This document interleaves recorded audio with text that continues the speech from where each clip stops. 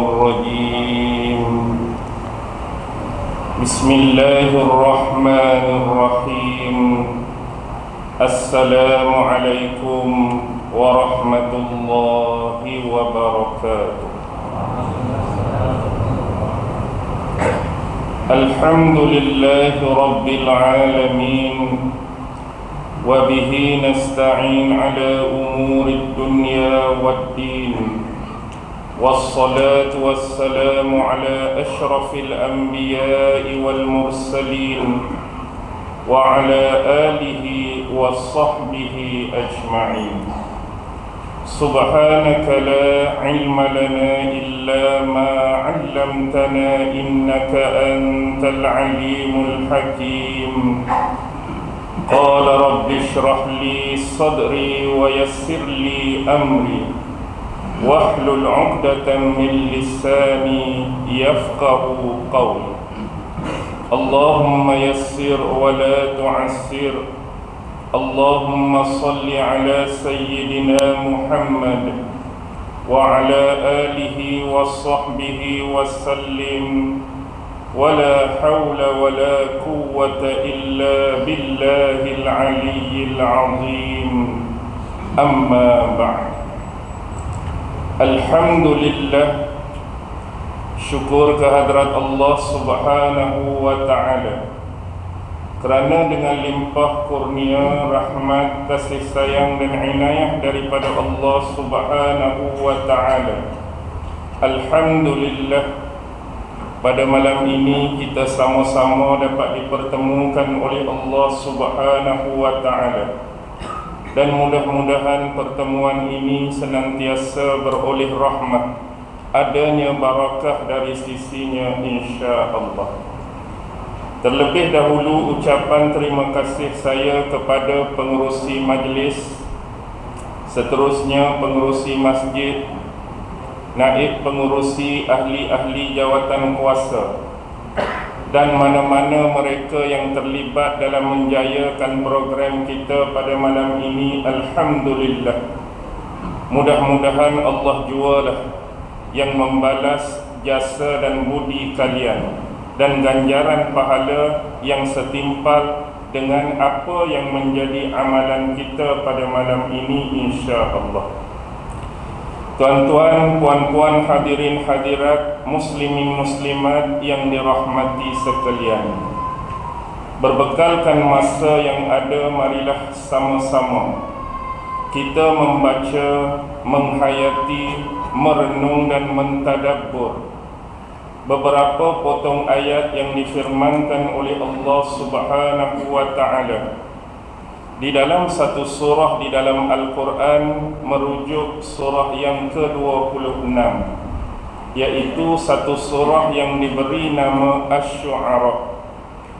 Saya akan membacakan ayat-ayat daripada surah Asy-Syu'ara, bermula daripada ayat 23 sampai ayat 29. Allah Subhanahu wa ta'ala berfirman, Ba'da a'udzu billahi minasy syaithanir rajim. Qala Fir'aun wa ma rabbul alamin. Qala rabbus samawati wal ardi wa ma bainahuma in kuntum muqinin. Qala liman hawlahu ala tastami'un. قال ربكم ورب آبائكم الأولين قال إن رسولكم الذي أرسل إليكم لمجنون قال رب المشرق والمغرب وما بينهما إن كنتم تعقلون قال لئن اتخذت إلها غيري لأجعلنك من المسجونين. Surah Asy-Syu'ara 23 hingga 29. Baik. Di dalam ayat yang pertama merujuk ayat 23. Qala Fir'aun, telah berkata Fir'aun, wa ma rabbul alamin, siapakah Tuhan sekalian alam. Baik, sebelum kita membahas dan memulakan penafsiran bagi ayat ini, saya ingin menceritakan secara sisipan muqaddimah bahawa surah Asy-Syu'ara ini telah diberikan penjelasan oleh Allah Subhanahu wa ta'ala berkaitan dengan pertemuan dua orang utusan Allah Subhanahu wa ta'ala. Satunya bernama Nabi Allah Musa alaihi salam, dan satu lagi ialah abang kandungnya, iaitu Nabi Allah Harun alaihi salam. Mereka berdua telah diperintahkan oleh Allah Subhanahu wa ta'ala untuk mendatangi bapa angkat Nabi Musa, iaitu Fir'aun, dengan tujuan untuk mendakwahkan Fir'aun kembali kepada agama yang sebenar, kembali mengenal kepada pencipta dan Tuhan yang sebenar.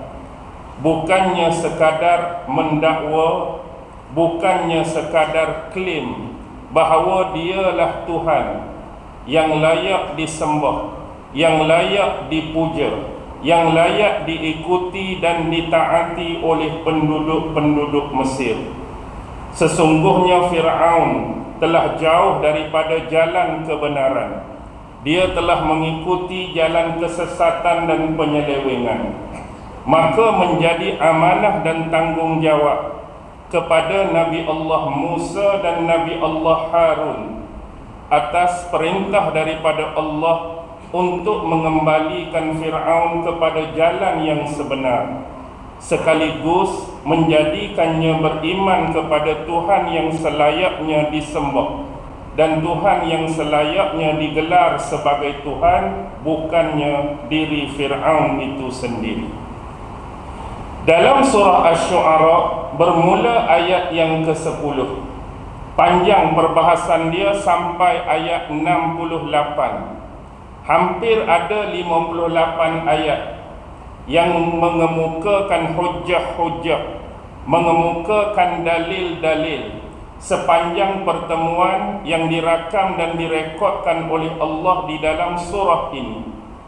Dan kenapa bila ayat ni bermula dengan ayat yang ke-10, saya memulakan dengan ayat 23?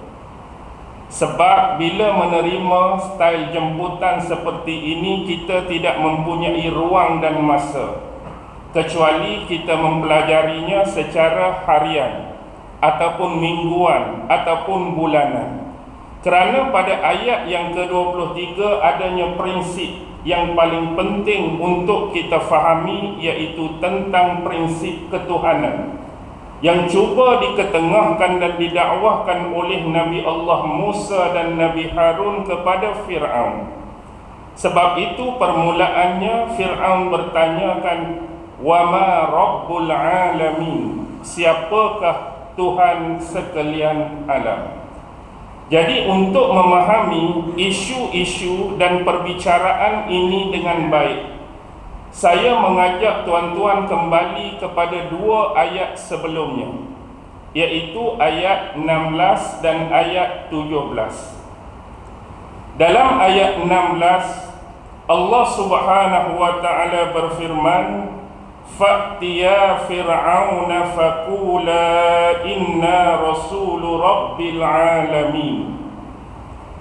Maka kamu berdua datangilah Fir'aun.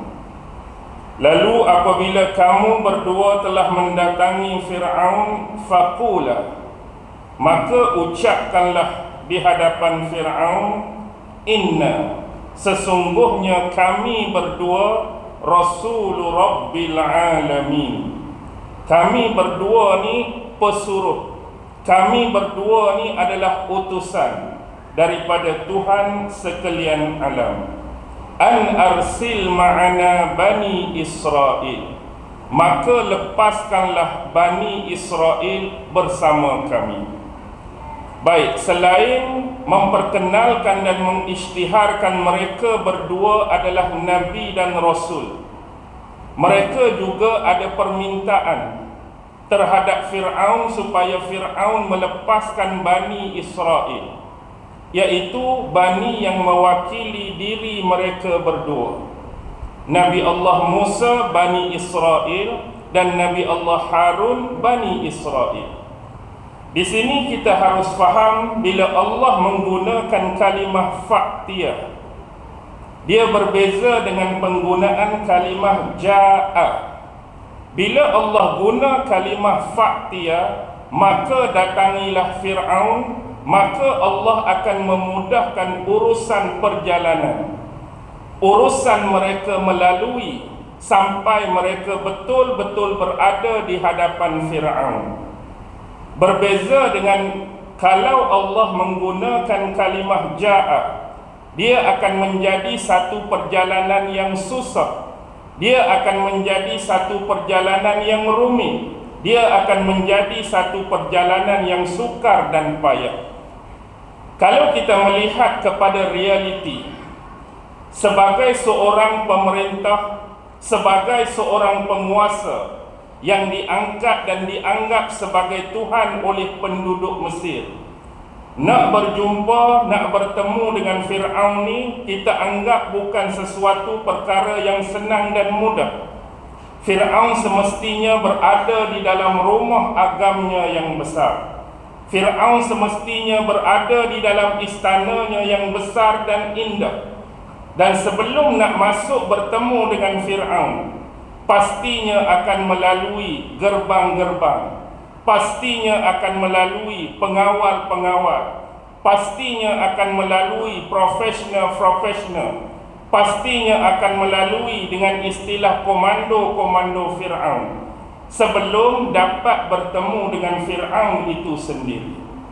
Tetapi bila Allah menggunakan kalimah fa'tiyah yang datang dengan perintah daripada Allah supaya mendakwahkan kepada Fir'aun, maka Allah mempermudahkan urusan mereka berdua. Urusan siapa? Urusan Nabi Allah Musa dan urusan Nabi Allah Harun. Bukan sesukar, bukan sepayah yang seperti kita anggap.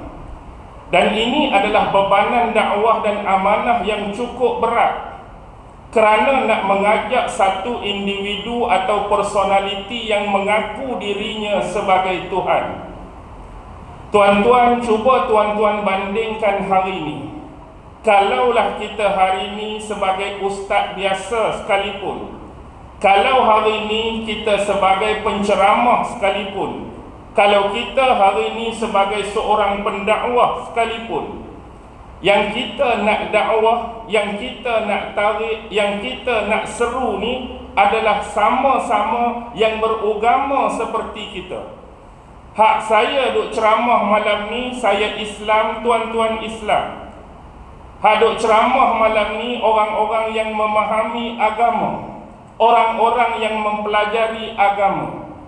Tu pun ada perselisihan, tu pun ada khilaf, tu pun ada perdebatan, padahal sama-sama dah Islam, sama-sama dah kita ni beriman kepada Allah. Cuba tuan-tuan bayangkan amanah dan tanggungjawab ni bukan sekadar yang tidak beriman, bukan sekadar yang tidak mengenal Tuhannya yang sebenar, tetapi bayangkan konteks individu yang cuba didakwah ini adalah jenis manusia yang dia sendiri mengaku Tuhan. Sedangkan kita nak memperkenalkan Tuhan yang sebenar kepada orang yang mengaku Tuhan, senang ke susah? Memang suatu benda yang cukup berat. Tetapi benda pertama yang perlu mereka isytiharkan untuk melorongkan lagi kemudahan mereka menyampaikan dakwah ni, bila sampai depan Fir'aun, kamu kena isytihar. Kamu kena sebut bahawa kamu berdua adalah utusan daripada Allah, supaya nak menaik dan mengangkat darjat kamu. Bila sebut seorang Nabi, dia ada maqam yang tersendiri. Bila kita sebut kita seorang Rasul, dia ada level dan tingkatan tersendiri. Berbanding kalau bayangkan, siapa hang mai nak jumpa aku hari ni? Siapa hang mai nak ceramah aku hari ni? Saya seorang yang tidak dikenali, tak ada nama, orang kampung biasa-biasa, netizen hak siapa tak kenal. Agak-agak orang hak kita nak dakwah, orang hak kita nak seru seperti Fir'aun, nak ambil pot tak? Tak kenal ni, tak tahu siapa ni. Mari nak ceramah ke aku, mari nak cerita dakwah ke aku.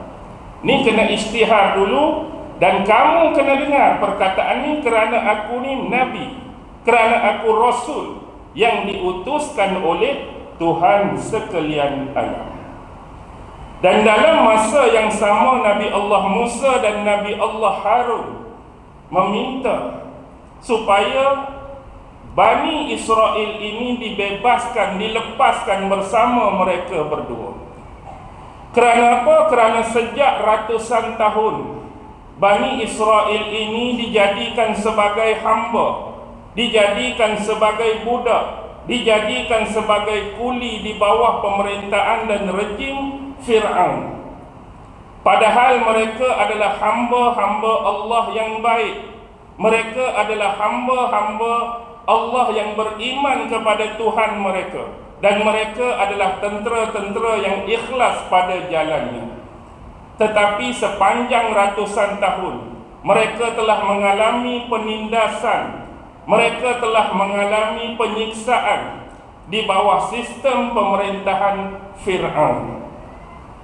Jadi nak menunjukkan pada masa itu kepada kita, sebagaimana riwayat yang menyebut hampir jumlah mereka 600,000 orang. Inilah kuli-kuli, inilah pekerja-pekerja yang dipunyai oleh Fir'aun, yang cuma mencakupi satu bangsa.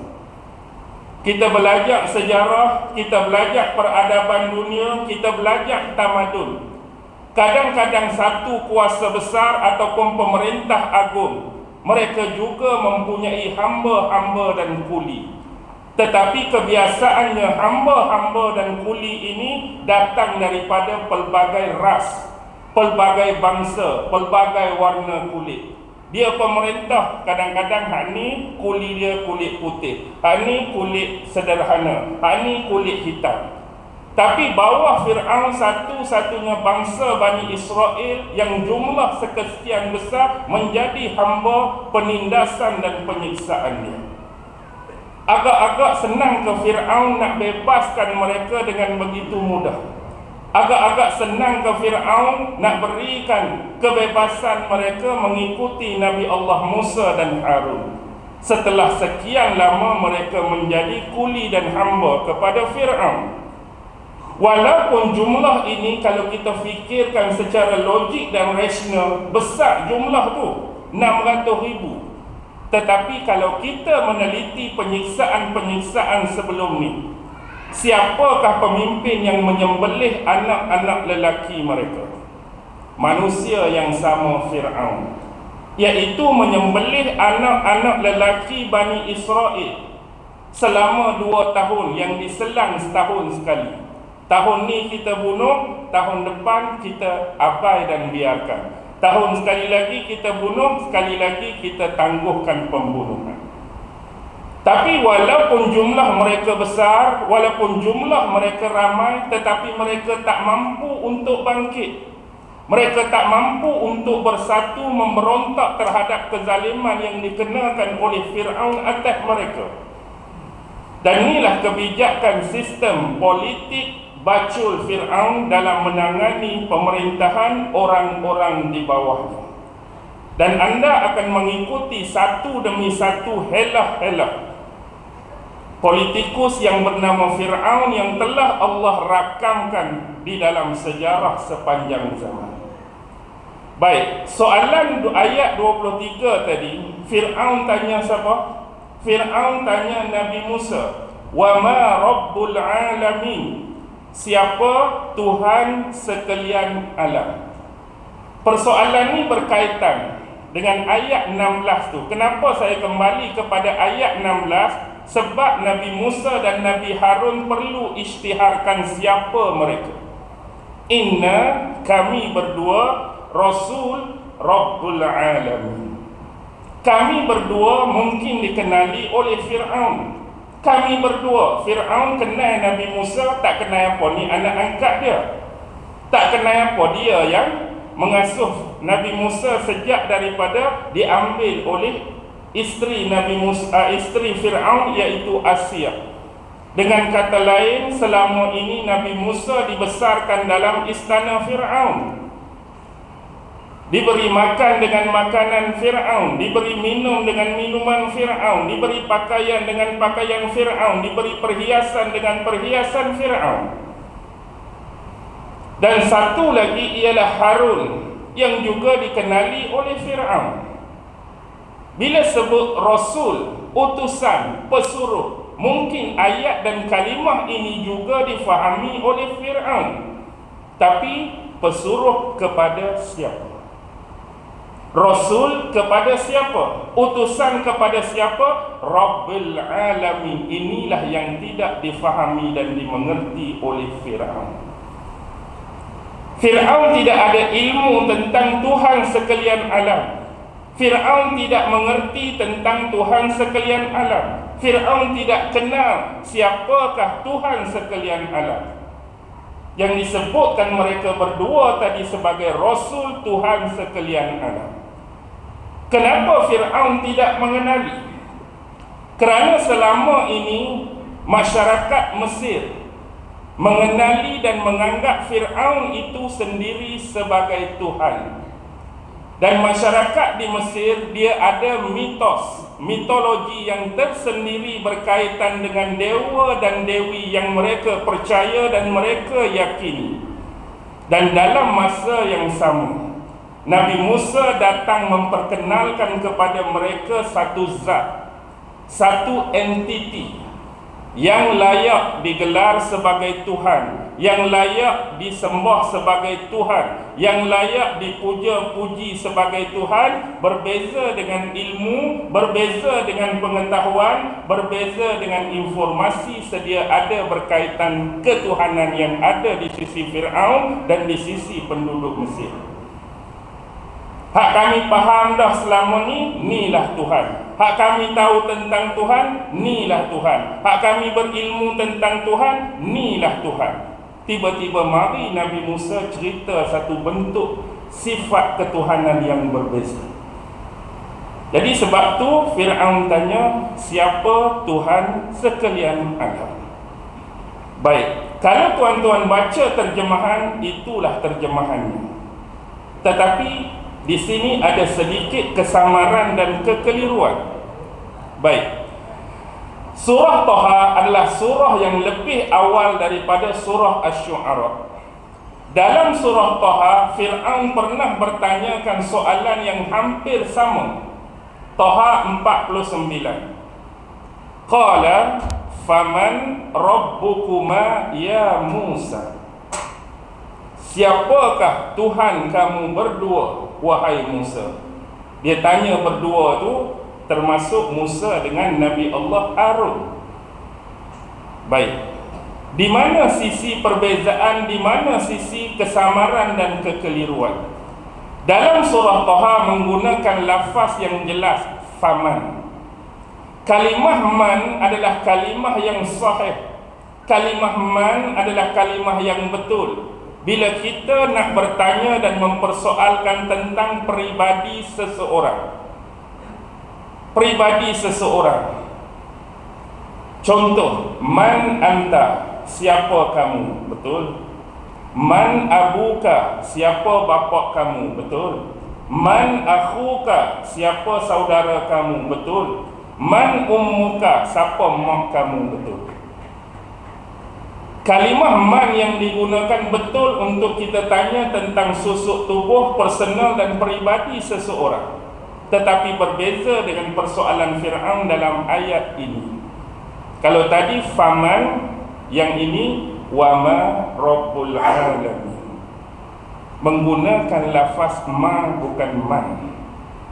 Jadi inilah yang menjadi perbahasan di kalangan ahli tafsir di dalam menghuraikan dan menafsirkan ayat ini. Sebahagiannya menganggap bahawa soalan ini adalah bentuk pelecehan. bentuk nak menjatuhkan, bentuk nak menghinakan. Persoalan daripada Fir'aun kepada Nabi Musa dengan menyamakan maqam, level dan tingkatan Rabbul Alamin, Tuhan yang Fir'aun nak tahu tu, dengan jenis, dengan benda. Kerana ni kita nak tahu tentang jenis, kita nak tahu tentang benda. Sebab tu ada sebahagian tafsir menyebut wa huwa su'alun an jinsi syai'. Fir'aun tu bertanyakan tentang jenis sesuatu. Kalau bahasa kampung hari ini, kita tanya tu dengan nada nak merendah, meleceh dan menghinakan. Tuhan tu gapo nama? Jenis gapo? Lagu tu kalau kecek Kelantan. Bukan tanya siapa Tuhan kamu dalam erti dan makna yang sebenar. Hakikat dia tu gapo? Jenis gapo? Benda gapo? Seolah-olah meremeh-remehkan Allah Subhanahu wa ta'ala dengan pertanyaan yang berkaitan dengan benda dan jenis. Contoh di dalam tafsir Ruhul Ma'ani Imam Al-Alusi, dia petik satu perkataan daripada As-Sakkaki, seorang ahli lughah yang hebat dan terkenal. Soalan ni diandaikan oleh As-Sakkaki sama ada bertanya Tuhan kamu tu jenis manusia ke dia, jenis malaikat ke dia, atau jenis jin ke dia. Satu lagi, ada ulama yang berpandangan dan berpendapat bahawa bila Fir'aun tu dakwa dan klaim dia sebagai Tuhan, jadi kalaulah orang bertanyakan kepada masyarakat Mesir, Tuhan hak kamu duk sembah, Tuhan hak kamu duk taat, Tuhan hak kamu duk ikut ni jenis lagu mana? Jadi orang Mesir mampu memberikan gambaran, describe rupa Fir'aun lagu mana, jenis Fir'aun lagu mana, sifat Fir'aun lagu mana, boleh ditunjuk, boleh digambarkan, boleh dicerita. Dan ni dikaitkan dengan pertanyaan Fir'aun tu, benda yang sama nak suruh Nabi Allah Musa ni describekan, cerita jenis Tuhan yang disebutkan dan disifatkan oleh Nabi Allah Musa alaihi salam. Baik, di sini kita perlu maklum satu benda, bahawa akidah, kepercayaan, keimanan masyarakat Kipti di Mesir pada waktu itu, mereka mempunyai keimanan dan kepercayaan kembali kepada mitos, mitologi Mesir kuno. Mereka percaya kepada dewa dan dewi. Dalam mitos, dalam mitologi Mesir ni banyak, tuan-tuan boleh buka lah buku-buku berkaitan sejarah dewa-dewi Mesir. Buka Google pun boleh baca, cari jurnal-jurnal tentang hal tu pun boleh. Antara yang terkenal dan famous, adanya dewa yang bernama Horus, ada dewa yang nama Isis, ada dewa yang nama Osiris, ada dewa yang nama Amun, ada dewa nama Ra, ada dewa nama Geb, ada dewa nama Nut, ada dewa nama Hathor, ada dewa nama Sekhmet, ada dewa nama Bastet, ada dewa nama Anubis, ada dewa nama Petah, ada dewa nama macam-macam lagi. Dan antara yang paling core dan terkenal, yang paling lama dalam sejarah Mesir kuno ialah dewa Ra. Dewa Ra, maksud Ra ni matahari, dewa matahari, yang selalu disimbolkan dan diperlambangkan bertubuh manusia, berkepala burung helang, kemudian ada cakram matahari, berkepalakan ular tedung, ular senduk. Itulah dewa Ra. Jadi dikatakan dewa Ra ini menitiskan kedewaan dia kepada pemerintah-pemerintah Mesir. Jadi dia titisan ataupun incarnation dia turun kepada pemerintah Mesir. Kalau nak bagi senang faham, nenek moyang Fir'aun dulu, lepas tu moyang Fir'aun, tok Fir'aun, bapak Fir'aun, sampailah kepada zaman pemerintahan Fir'aun pada masa tu pun menganggap mereka adalah titisan atau incarnation daripada dewa Ra, dewa matahari. Sama dengan apa yang dipercayai di dalam agama Shinto. Agama Shinto, agama orang Jepun, mereka percaya kepada dewa matahari yang bernama Amaterasu Sun, atau disebut Amaterasu Omikami. Jadi hak tu pun dia turun ke bumi, berupa jadi manusia, lama-lama ada keluarga. Last kali penghujung dia sampai Maharaja Jepun Akihito ke Hirohito tu titisan dan keturunan daripada dewa matahari. Sebab tu mereka dengan maharaja mereka kena apa? Kena sujud, kena tunduk, kena sembah. Dan matahari yang terbit terbenam pun mereka sujud dan sembah. Apatah lagi sampai tahap mereka meletakkan simbol apa? Bendera Jepun, simbol matahari. Dan inilah dipercayai oleh mereka. Dan kalau kita tengok dewa dan dewi tadi, banyak hak kepala, hak tubuh manusia tu tetap tubuh manusia, tapi ada kepala burung elang macam saya cakap tadi, ada kepala burung phoenix. Dia suruh berhenti dah. Baru satu ayat tak habis gini.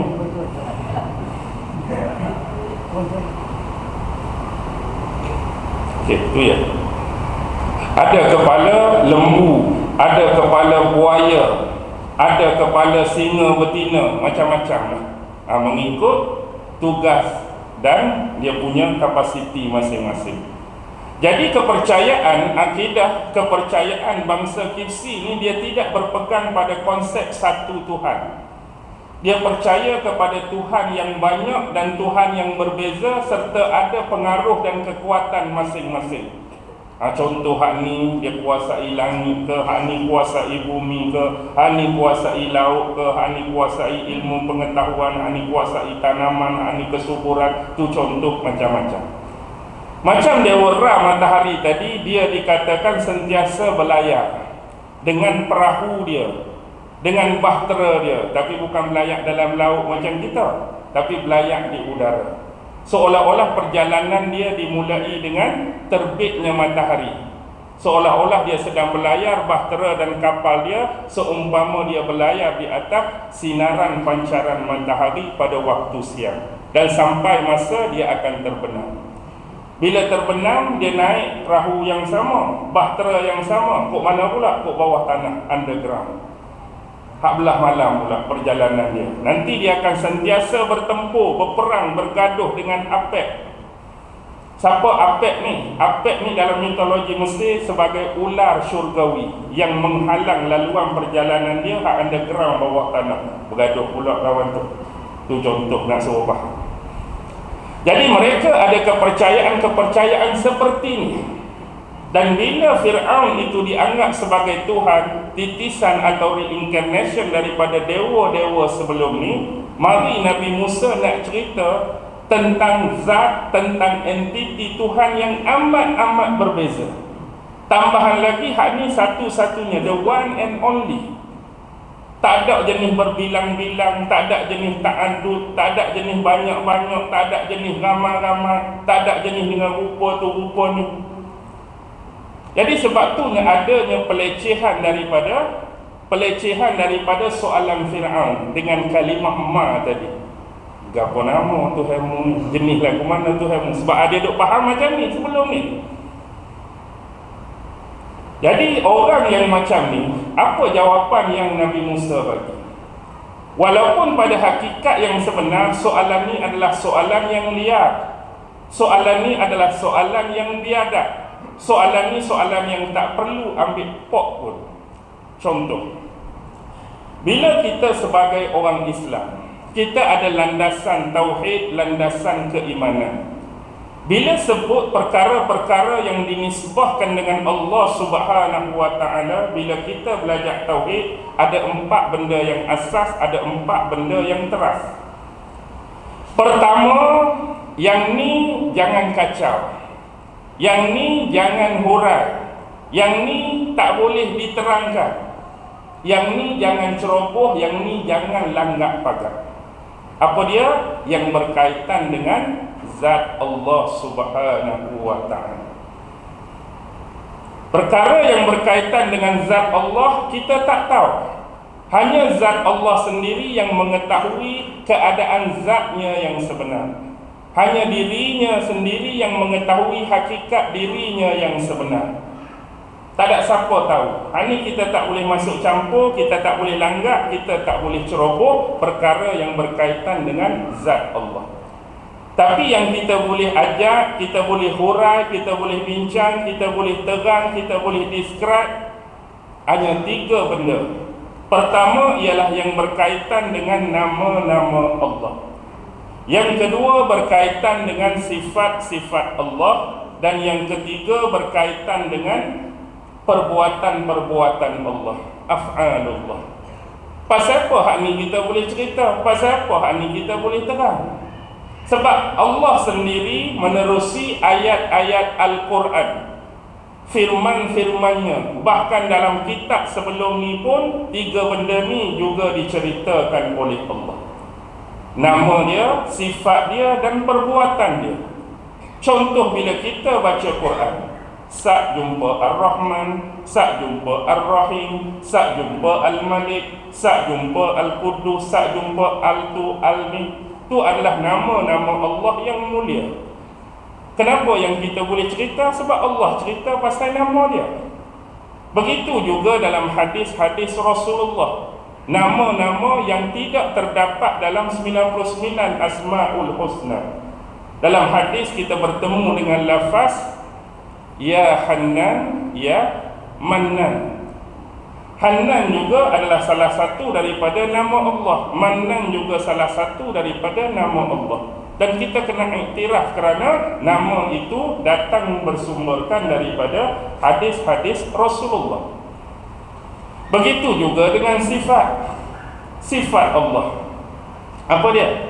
Kita jumpa yang menjadikan, kita jumpa sifat dia yang menghidupkan, baca sikit sifat dia mematikan, baca sikit sifat dia yang memuliakan, baca sikit sifat dia yang menghinakan, baca sikit sifat dia sebagai pemberi hidayah, baca sikit sifat dia yang menyesatkan.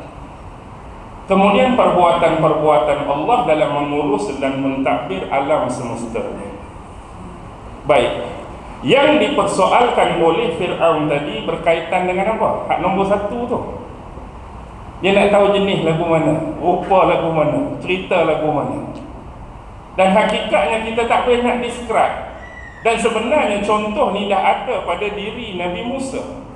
Sewaktu pertemuan kali pertama Nabi Allah Musa dipanggil oleh Allah di atas Bukit Tur Sina, antaranya secara praktikal, bila nak berdepan dengan Fir'aun sekaligus pengangkatan sebagai Nabi dan Rasul, kena ada mukjizat.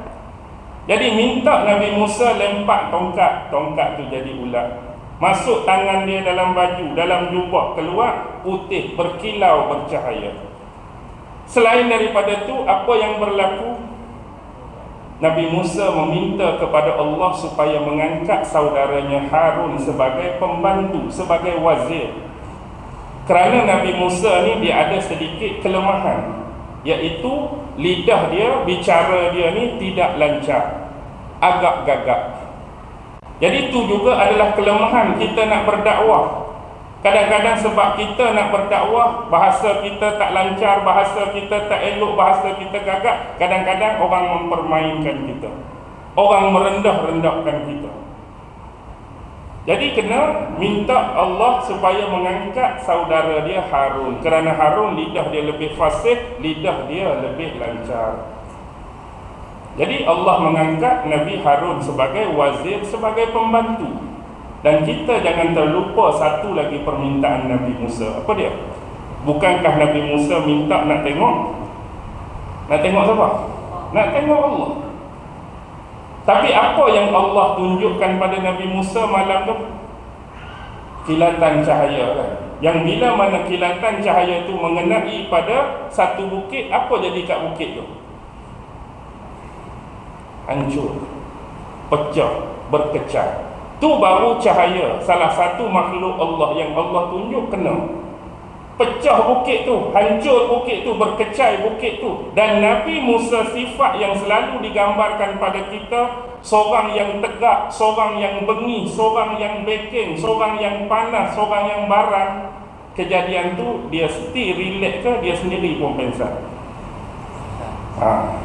Dia sendiri pun pengsan. Tu tak tunjuk lagi tu. Nak abadnya tak boleh nak cerita. Tapi tetap kena bagi tahu dekat Fir'aun sebab ni dakwah. Takkanlah kerana soalan ni tak mampu dihurai, soalan ni tak mampu dijawab dengan hakikat Tuhan yang sebenar, Nabi Musa nak berpatah balik. Tidak. Tapi sekurang-kurangnya hak aku boleh bagi tahu ialah menerusi wahyu yang Allah wahyukan pada aku. Allah wahyukan ayat-ayat dan firman dia, Allah wahyukan Taurat pada aku. Jadi untuk kamu kenal Tuhan hak sebenar, aku kena cerita juga. Walaupun bukan sebagaimana permintaan sebenar kamu, hak aku boleh cerita ialah sifat dia.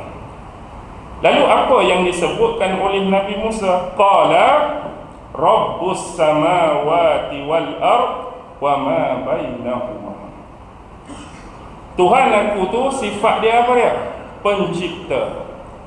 Pencipta 7 petala langit, pencipta bumi, wa ma bainahuma, dan apa-apa yang berada di antara keduanya. Ni dalil apa kita sebut? Ni dalil akli. Dalil akli. Sebab dalil ni kalau kita belajar ilmu usul tafsir dia ada 3. Dalil akli, dalil nakli, dalil wahyi. Dan dalil akli ni dia ada 3 pula. Dia ada dalil akli afaki, dalil akli anfusi, dalil akli iktirafi. Dan ayat yang macam ni berkaitan dengan dalil akli afaki, yang berkaitan dengan penciptaan Allah terhadap alam semesta. Walaupun dia ni pecah 3, dalil akli afaki tu dia pecah 3 pula. Sudah kan? Dia ada ulwi, dia ada sufli, dia ada jauhi. Ulwi tu apa? Hak atas. Maksudnya penciptaan Allah terhadap alam semesta. Kalau nak bahasa mudah, kalau kita tak mau perinci panjang-panjang, daripada langit sampai arasy. Ini hak atas. Lepas tu sufli, bawah, hadir di atas bumi tu. Tumbuh-tumbuhan, pokok, gunung, ganang, sungai, tasik, semua tu, itu kita panggil sufli. Dan dia ada al-jawi. Al-jawi hak tengah-tengah, hak kawasan angin tu. Bawah langit pertama, burung ke benda-benda hak terbang, tu disebut al-jawi. Jadi kenapa ni disebut dalil akli afaki? Kerana menceritakan tentang penciptaan Tuhan terhadap alam semesta. Sebut sifat Tuhan aku tu sebagai apa? Al-Khaliq, pencipta. Kadang-kadang Allah tak guna Khaliq, Allah guna Fatir. Kita jumpa khalaqas samawati wal ard, kadang-kadang kita jumpa fataras samawati wal ard. Apa beza khalaqa dengan fatara? Khalaqa mencipta, khalaqa menjadikan. Kalimah fatara ni lebih sinonim dan dekat menyempurnakan penciptaannya. Khalaqa ni Allah buat benda tu, Allah create benda tu, Allah jadikan benda tu. Fatara lebih sinonim kepada menyempurnakan penciptaan benda tu. Okey. Bahasa mudah. Bila kita sebut sifat Tuhan sebagai penjadi atau pencipta, dia bukan berakhir dengan sifat tersebut, tetapi sifat Allah ni dia sentiasa dekat, qarib, hampir dengan beberapa sifat yang lain. Contoh, kalau kita memahami tentang benda ni, kita iktiraf, kita mengaku Allah sebagai pencipta 7 petala langit, Allah sebagai pencipta bumi, Allah sebagai pencipta apa yang berada di antara keduanya. Bila Allah sebagai Al-Khaliq, dia auto masuk satu sifat lain yang disebut Al-Musawwir. Apa dia Al-Musawwir? Al-Musawwir, apa dia? Yang maha memberi rupa. Auto. Contoh kita kata, siapa yang cipta malaikat? Allah. Siapa yang cipta jin? Allah. Siapa yang cipta kita? Allah. Siapa yang cipta haiwan binatang? Allah. Tu sifat dia sebagai Al-Khaliq. Tapi bila Allah mencipta, auto benda yang Allah cipta tu Allah bagi rupa. Kalau kata Allah yang cipta malaikat, ada rupa bagi malaikat yang Allah cipta tu. Kalau kata Allah cipta manusia, ada rupa bagi manusia yang Allah cipta. Kalau kita kata Allah cipta jin, ada rupa bagi jin yang Allah cipta. Dan dia bukan berakhir dengan menjadikan dan memberi rupa, tapi Allah juga memberi kehidupan kepada makhluk yang dijadikan dan diberi rupa tadi. Malaikat hidup ke tak hidup?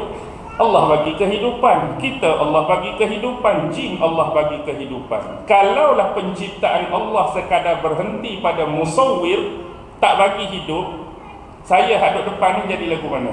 Cipta dan bagi rupa, hidup tak bagi. Agak-agak boleh bergerak, boleh cakap pada, tak boleh duduk keras gitu. Allah jadi, Allah bagi rupa, hidup tak bagi. Dengan sebab Allah beri kehidupan itulah boleh bergerak, boleh bercakap, boleh gerak tangan, boleh geleng kepala. Dan dia bukan berakhir di sini. Setiap makhluk Allah dia terkait pula dengan Ar-Razzaq. Allah bagi rezeki, Allah bagi habuan. Malaikat ada rezeki dan habuan dia. Jin ada rezeki dan habuan dia. Manusia ada rezeki dan habuan dia. Dia terkait.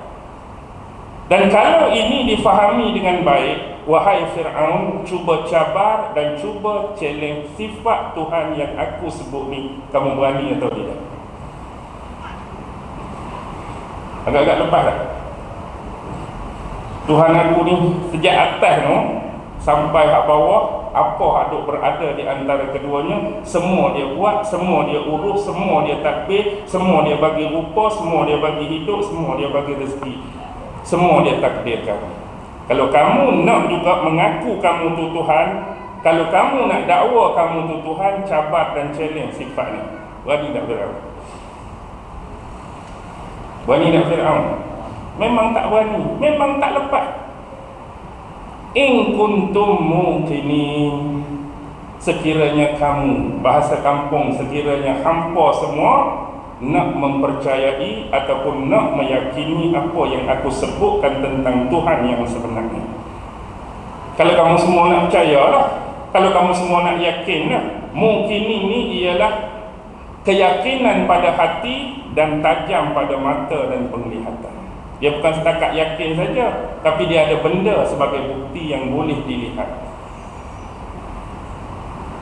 Baik, bila tak boleh jawab, bila tak ada hujah, bila tak ada dalil, apa Fir'aun jawab? Qala liman hawlahu ala tastami'un. Maka berkatalah Fir'aun kepada orang-orang yang berada di sekitarnya. Ada satu tafsir menyebut di sekeliling Fir'aun pada waktu itu ada 500 orang aswirah. Aswirah ni apa? Orang haduk mengawal, orang haduk berjaga-jaga, takut berlaku perkara-perkara yang di luar apa? Yang di luar jangkaan. Biasalah, ni Fir'aun ni ada tetamu 2 orang, mari ni untuk apa? Kena jaga betul-betul. Tak mau lari ke, tak mau terlepas ke, tak mau jadi apa-apa perkara yang di luar dugaan, di luar jangkaan. Jadi Fir'aun sebut kepada orang-orang yang berada di sekelilingnya, dan saya kira bukan mereka semata-mata. Mesti ada penasihat-penasihat Fir'aun, mesti ada menteri-menteri Fir'aun, mesti ada pembesar-pembesar Fir'aun. Fir'aun sebut kepada mereka, ala tastami'un, tidakkah kamu mendengar apa yang diucap, apa yang disebutkan oleh Musa? Bahasa kampung apa ala tastami'un? Dengar Musa duk merepek apa ni, dia duk merapu apa kat kita ni. Tidakkah dia tahu bahawa Tuhan, bahawa sembahan yang kita faham sebelum ni berbeza dengan apa yang dia duk cerita ni? Ala tastami'un adalah merupakan ucapan yang takjub bercampur bercampur hairan, serta menganggap kepada orang yang kita ucapkan perkataan ni tak ada akal, tak ada otak, tak reti ke? Peliklah dia ni, dia duk cerita pasal Tuhan mana ni. Peliklah Musa ni, dia duk cerita pasal entiti mana. Peliklah Musa ni, dia duk cerita pasal zat mana. Sedangkan kamu semua tahu bahawa Tuhan dan sembahan bagi kamu ni siapa? Aku. Kamu semua anggap aku sebagai Tuhan, kamu semua sembah aku sebagai Tuhan, kamu semua mentaati perintah aku sebagai Tuhan. Tiba-tiba dia mari cerita Tuhan lain selain daripada aku. Dia duk mengaku apa ni? Dia duk sembang apa ni? Tidakkah kamu semua mendengar perkataannya? Jawapan Nabi Musa jawab tadi, dia jawab ke tak? Dia tak jawab. Dia guna style apa kita panggil spin. Dia guna hela. Tu politikus yang hebat tu, Fir'aun. Okey. Tak cukup dengan tu, Nabi Musa tak berganjak, terus lagi bagi. Qala rabbukum wa rabbu abaikumul awwalin. Tuhan yang aku duk cerita tadi ialah Tuhan bagi kamu semua, dan dia adalah Tuhan bapak-bapak dan Tuhan nenek kamu sebelum ni pun, itulah Tuhan bagi mereka. Okey, kalau tadi dalil akli afaki, ayat ni adalah dalil akli yang kedua tu, dalil akli anfusi. Biasanya dalil akli anfusi ni menceritakan tentang kudrat dan ibarat Allah Subhanahu wa ta'ala berkaitan dengan penciptaan diri kita, tentang kita. Jadi nak abad dalam ayat ni, Tuhan tu Tuhan kita. Maksud dengan kata lain, Tuhan aku, Tuhan Musa, dia juga adalah Tuhan Harun, dia adalah juga Tuhan kamu Fir'aun, dia adalah juga Tuhan kamu Hadu ada, dan dialah juga Tuhan kepada bapak-bapak, Tuhan kepada nenek moyang kamu sebelum ni pun Tuhan yang sama. Tuhan tu lah. Baik. Sebelum tu, tadi Fir'aun kata ala tastami'un. Ini ada nada dia, nada emosi, nada marah. Pasal apa Fir'aun nak marah? Satu, mungkin dia tertekan kerana dia tak boleh bagi hujah, dia tak boleh bagi jawapan. Tapi lihat sebelum tu, in kuntum muqinin, sekiranya kamu semua nak yakin, sekiranya kamu semua nak percaya dengan apa yang aku sebut tentang Tuhan yang sebenar. Kalau tuan-tuan baca daripada awal, ini adalah perdebatan antara Musa dengan Fir'aun, one by one, face to face, live. Asalnya seorang, ini jawab, ini jawab, ini jawab, ini jawab.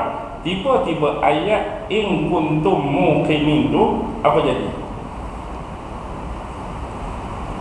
Tuhan aku tadi pencipta 7 petala langit dan bumi dan apa yang berada di antara keduanya.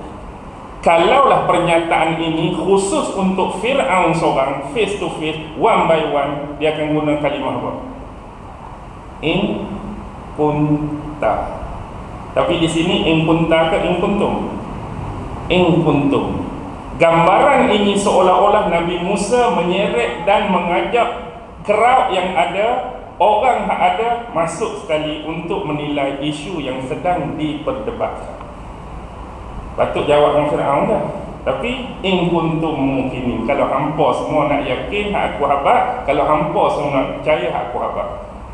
Bila Nabi Musa heret, masukkan crowd, masukkan penonton, masukkan orang ramai sekali, Fir'aun pula tak boleh nak jawab, Fir'aun pula tak ada hujah. Ala tastami'un ni, dia duk merepek apa ni? Hampa tak tahu ke?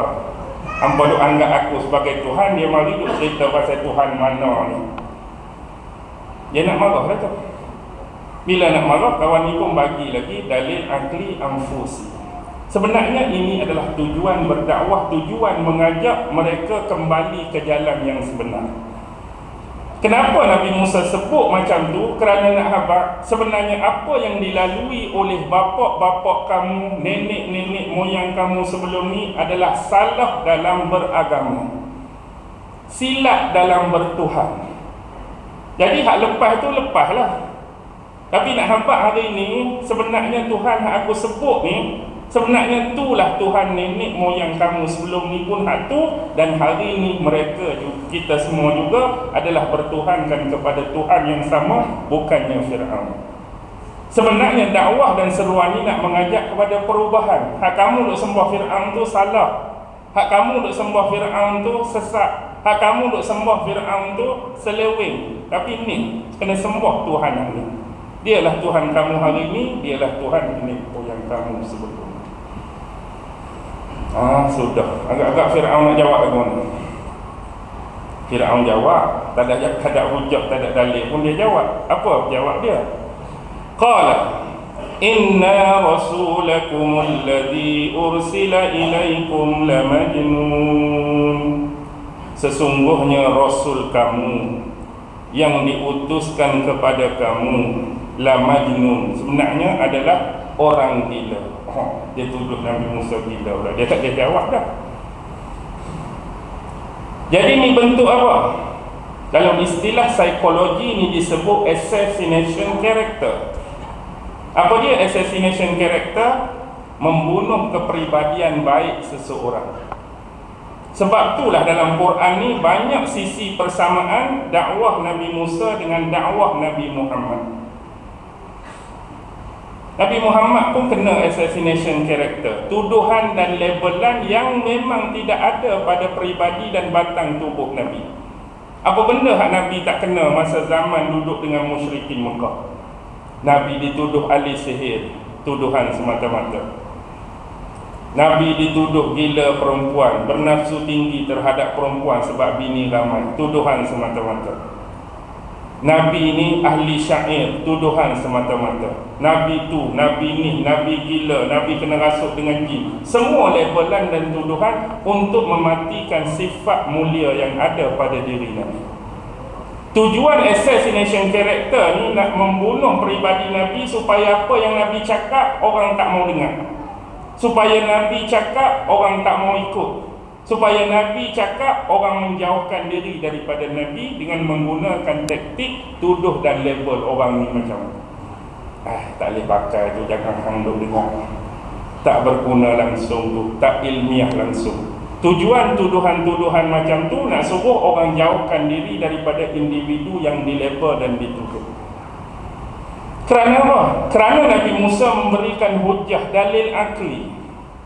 Tuan-tuan, dalil akli ni apa? Dalil akli ialah dalil yang mampu dicerna dan diresap oleh mereka yang mempunyai akal yang baik dan sempurna. Dalil akal ni bila disebut dalil tu, semua orang yang ada akal, bukan hak gila, bukan hak sewe, orang hak sempurna akal dia bila dengar tu boleh yakin, boleh percaya. Dan dalil akli ni dia selaras dengan naluri dan fitrah yang Allah bagi sama pada setiap manusia. Maksudnya benda tu benda yang akal boleh terima, akal boleh cerna. Jadi bila bagi semua benda-benda tu, Fir'aun pula tak boleh jawab, maka tak ada benda lain, dia bagi labelan, dia bagi tuduhan. Tu pun dia guna ayat sindir lagi tu, sesungguhnya Rasul kamu. Dia guna perkataan Rasul sebab kawan ni sebut siapa dia? Rasul. Kalau dia nak buat ayat biasa ni, Musa ni bukan orang ni bukan siuman, Musa ni orang gila, Harun pun lebih kurang orang gila. Tapi dia nak guna juga sindiran sebab kawan tu mari tadi, kami berdua utusan Allah. Sesungguhnya Rasul kamu yang diutuskan pada kamu ni tak apa nak betul. Orang gila, sakit mental mudah. Baik tuan-tuan, tuduhan tetaplah sebagai tuduhan, labelan tetaplah sebagai labelan. Cuba kita bayangkan kita berada pada situasi yang sama. Kalaulah kita punya rasa sedikit keyakinan, ada logik, ada rasional pada apa yang disebutkan oleh Nabi Musa berkaitan dengan Tuhan, agak-agak pada masa tu siapa yang berani menyatakan logik? Siapa yang berani menyatakan lagi kuat hujah ni di hadapan sifat Fir'aun yang kita kenal? Contoh, tuan-tuan boleh nampak tak? Sekarang ni Fir'aun ni orang anggap dia Tuhan. Cakap dia tak boleh bantah, cakap dia tak boleh sailang, cakap dia tak boleh bangkang. Tiba-tiba kita hadut dengar tu berasa Fir'aun bukan jawab pun, duk main helak-helak. Bangun kita seorang, kalau ikut saya lah, banding hujah Fir'aun pemimpin kita ni dengan Nabi Musa, memang kuat Musa, Nabi Musa jauh. Agak-agak siapa berani bangun sebut depan bangun macam tu? Maksudnya cari penyakit. Cari penyakit.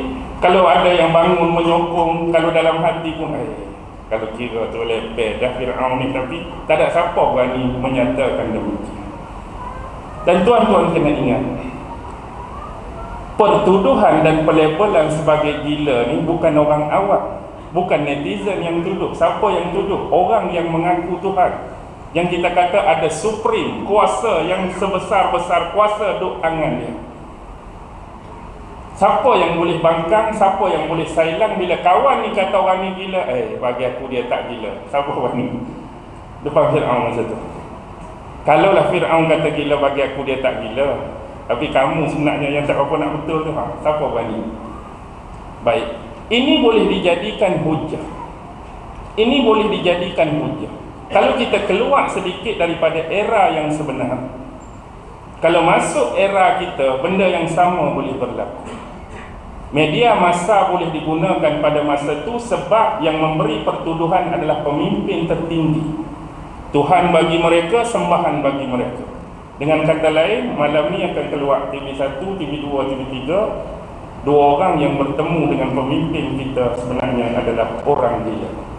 Sekian TV3 pada malam ini. Jadi kita tengok kata apa? Siapa cakap tu? Pemimpin kita mesti betul, raja kita mesti betul, penguasa kita mesti betul. Tuan-tuan nampak tak benda ni? Baik, bila itulah tuduhan yang diberi, kata apa pula? Mana tadi? Qala, sambung lagi. Rabbul masyriqi wal maghribi wa ma bainahuma in kuntum ta'qilun. Nabi Musa tambah lagi. Tuhan aku, Tuhan yang menjadikan timur, Tuhan yang menjadikan barat, dan apa-apa yang berada di antara keduanya. Baik, bila Nabi Musa sebut hujah ni, dia sudah mencakupi vertikal dan horizontal sekaligus. Faham? Vertikal dengan horizontal, faham tak? Kalau tuan-tuan nak ada printer, kita nak print kertas, nak print apa-apa, bila nak print kertas tu, dia akan tanya kita nak bentuk potret ke bentuk landscape, betul? Kalau potret menegak, landscape melintang. Itulah istilah lain bagi menegak melintang. Vertikal menegak, horizontal melintang. Sama macam prinsip Isra' Mi'raj. Isra' Mi'raj daripada Masjidil Haram ke Masjidil Aqsa adalah horizontal, melintang. Masjidil Aqsa, Sidratul Muntaha adalah vertikal, menegak. Tadi dah bagi hak menegak. Tuhan aku pencipta 7 petala langit dan bumi. Sekarang bagi hak melintang pula. Timur pun dia buat, barat pun dia buat. Sebab timur, apa kaitan dengan timur? Timur adalah tempat terbitnya bintang-bintang, tempat terbitnya matahari sekaligus. Dan barat adalah tempat terbenamnya bintang-bintang dan sekaligus tempat terbenamnya matahari. Nak cakapnya seluas timur barat, tak ada tepian, tak ada had, tak ada limitation. Dan apa yang berada di antara keduanya. Dan kita kena faham menerusi perkataan ni, hanya masyarakat, hanya penduduk Mesir yang menganggap Fir'aun sebagai Tuhan dalam limitation sempadan geografi. Kita kata kalau ada negara jiran Mesir pada masa tu, belah ni, jiran Mesir, adakah mereka juga menganggap Fir'aun ada Mesir ni sebagai Tuhan mereka? Tak. Kalau sempadan belah ni, adakah mereka menganggap Fir'aun yang dianggap Tuhan oleh masyarakat Mesir Tuhan juga bagi mereka? Tak. Orang lain tak anggap Tuhan, tapi Fir'aun penganggapan dia sebagai Tuhan dalam lingkungan yang sempit. Setakat negeri Mesir je anggap dia Tuhan. Tapi Tuhan aku ni Tak ada sempadan, tak ada limitation. Sejauh timur, sejauh barat, dialah Tuhan, pemilik kedua-dua sisi dan sudut ini. Hak mana-mana pun, termasuk hak Fir'aun mengaku dia ni Tuhan dalam wilayah ni pun, hak Tuhan aku juga. In kuntum ta'qilun, kalaulah kamu mempunyai akal fikiran, kalau kamu ada otak, bahasa kampung. Ayat ni ayat makan dalam, ayat ni ayat cengkam. Ayat ni tak perlu laung, ayat ni tak perlu guna tone yang tinggi, ayat ni tak perlu nak naikkan volume daripada 1 sampai 15. Ayat ni kalau reti guna selembut-lembut dan seperlahan, dia akan makan semua. In kuntum ta'qilun, sekiranya kamu berakal. Bahasa kampung, sekiranya kamu ada akal, sekiranya kamu ada otak. Cuba kita sebut slow-slow. On tu Fir'aun dah. Tuhan aku ni pemilik timur dan pemilik barat, dan Tuhan aku juga pemilik antara keduanya, timur dan barat. Tu pun kalau hang ada otak lah. Slow ya. Dan kita cakap apa pun selain pada benda ni, kat kawan-kawan kita pun kita sebut bla bla bla, gedebuk-gedebak, belakang tu kalau hang ada otak lah. Kita sebut lagu tu apa orang kenal? Hai, makan dalam tu. Hai, hang ingat aku sangat ke? Hang ingat aku bebal sangat ke sampai guna kalau hang ada otak? Nak suruh buka, nak suruh berfikir. Di mana lagi kebenaran dakwaan kamu kalau kamu tak boleh nak challenge, tak boleh nak cabar semua sifat-sifat Tuhan sebenar yang aku sebut ni? Alah, sekali tak boleh buat apa. Hujah rasional dah dibagi, hujah logik dah dibagi, hujah yang tidak dapat disangkal dibagi. Lalu apa Fir'aun kata? La in takhazta ilahan ghairi, sekiranya kamu mengambil atau menjadikan Tuhan lain selain daripada diri aku. Ni lebih pada ubutan ni.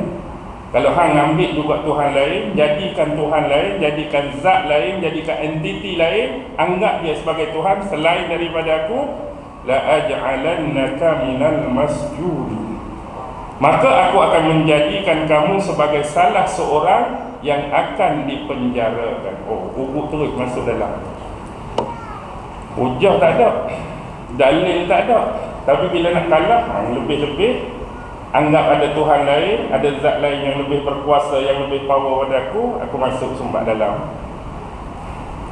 Ini lebih kepada ubutan. Berlaku ke tak tuan-tuan hari ini? Sebab tu saya kata ini adalah sistem politik Fir'aun, sistem politik bacul. Fir'aun dah lama tinggalkan kita, tapi kenapa Allah rakam dan muatkan perdebatan, muatkan kisah silam, kisah kuno ni yang dianggap pada panggilkan kita? Kerana apa? Kerana sifat dan sisi kefir'aunan itu akan wujud dan sentiasa ada pada sepanjang zaman. Fir'aun hak sebenar tak ada dah, tapi sifat kefir'aunan ni akan tetap ada sepanjang zaman. Dan begitulah juga dengan jenis pendakwah-pendakwah. Sisi dan sifat kenabian Musa dan kenabian Harun ni tetap juga akan ada sepanjang zaman. Jadi inilah kepentingannya, kenapa keperluan kisah ini Allah rakamkan dalam Quran. Nak hampak kepada kita sifat ni tak akan berakhir. Yang membezakan dia ialah nama, yang membezakan dia ialah batang tubuh, yang membezakan dia ialah zaman pemerintahan mereka. Sifat sama. Ni dia ancam dengan apa? Ancam dengan penjara. Begitu jugalah bila lah ahli-ahli sihir dia kalah dalam perlawanan nanti, ahli sihir dia beriman ke tak? Nak beriman, tengok dia cakap apa. Kamu nak beriman sebelum aku memberikan keizinan pada kamu. Jadi orang nak beriman, orang nak percaya pada Tuhan, kena minta izin dengan dia dulu baru boleh beriman. Lepas tu kawan tu tak dengar kata, terus masuk Internal Security Act, tahanan tanpa bicara, ISA tu. Jangan main-main. Kalau nak lagi menarik, lepas pada ni ayat lagi menariknya, tapi sebab kita dah pukul 9 ni. Sebab dia dah Dia dah ugut dengan apa? Dengan penjara. Maksudnya untuk terus berhadapan dengan Fir'aun tak boleh guna lidah dah, tak boleh guna bicara dah, tak boleh guna kata-kata dah. Dengan kata lain, cakap lebih, cakap banyak, aku sumbat masuk dalam. Nanti ayat seterusnya, dia kalau drama malam-malam kita tengok, dia adalah dia tunjuk sikit hak siri minggu depan tu, tapi tak panjang lah, seminit, 2 minit. Hak menarik minggu depan. Nanti bila dah tak boleh guna hujah bicara, hujah dialog, Allah perintahkan pada Nabi Musa, sebab kamu tadi isytihar apa? Rasul. Maka aku bekalkan kepada setiap rasul tu mukjizat. Nabi Musa tanya, adakah kamu akan penjarakan juga aku kalau aku tunjukkan bukti nyata yang lain? Dah bicara tak boleh dah, kamu nak sumbat dalam dah. Aku nak tunjuk sebab aku rasul, aku ada mukjizat.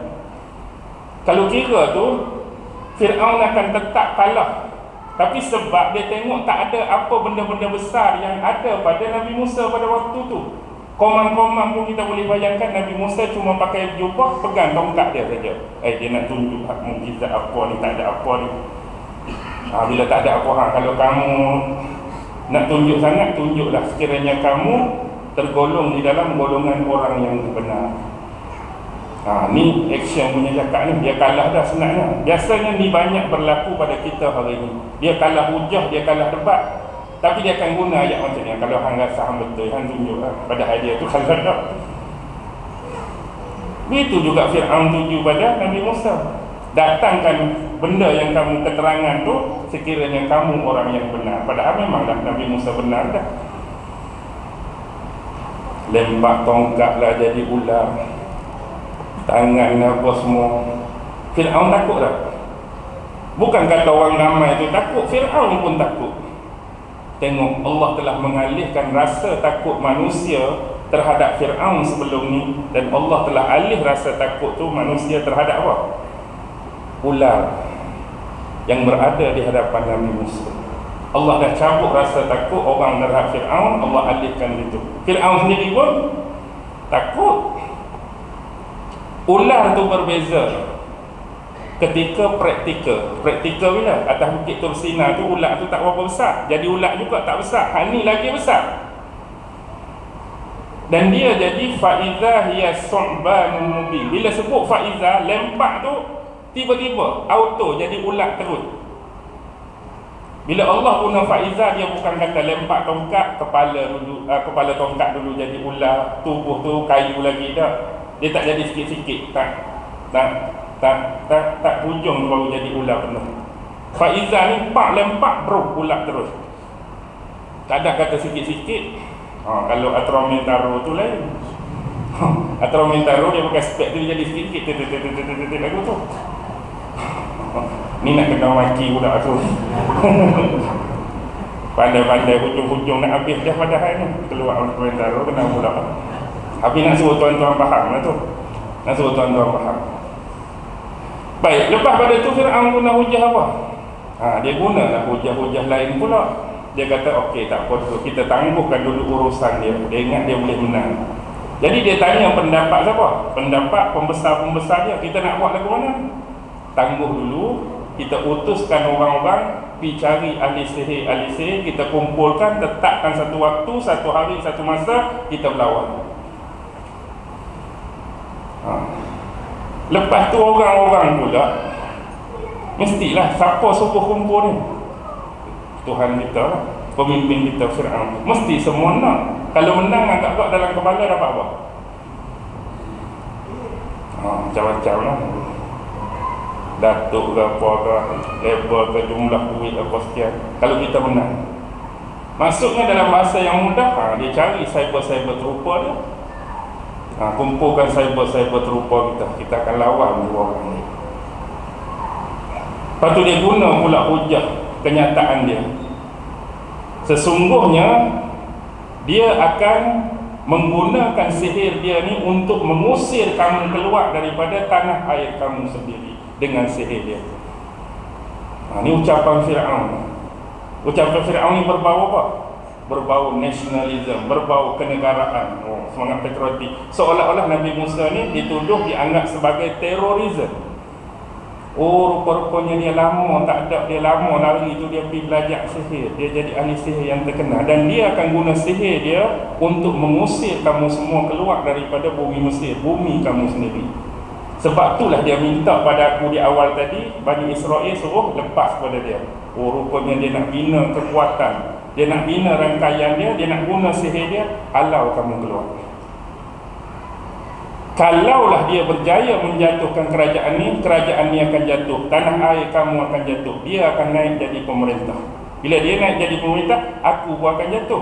Kamu semua menteri-menteri sebelum ni siapa duk bayar gaji? Aku duk bayar gaji, naik dia sudah habis kamu KWSP tak dapat, tu tak dapat. Naik dia, tengok dia hujah umpan yang dia guna. Padahal tak ada kena-mengena pun sihir dengan Nabi Musa, tapi dia cakap dia akan menggunakan sihir dia untuk mengusir kamu. Dia guna kenegaraan, nasionalisme dia. Kalau jatuhlah kerajaan Mesir, jatuhlah orang Mesir, orang lain akan ambil kerajaan ni, orang lain yang ambil tanah air kita. Kamu semua nak kerja dengan siapa, kamu akan gaji dengan siapa, dekat kita akan jadi kuli pula. Jadi orang akan takut lah guna hujah macam tu. Jadi dia sebenarnya nak tarik sokongan tu pada dia, nak suruh orang sokong dia. Sebab tu saya kata akan datang tu lagi menarik. Sebab tu jemputlah sekali lagi. Baru dia ada sambungan dia tu, panjang lagi ni. Sebab tu saya kata sampai 68. Jadi saya berhenti di sinilah. First time tak apalah. Mudah-mudahan tuan dapat dah gambaran dia. Kenapa kisah ini dirakamkan oleh Allah, dialog ni dirakamkan oleh Allah. Jadi nak jadikan sebagai faedah, iktibar, pengajaran.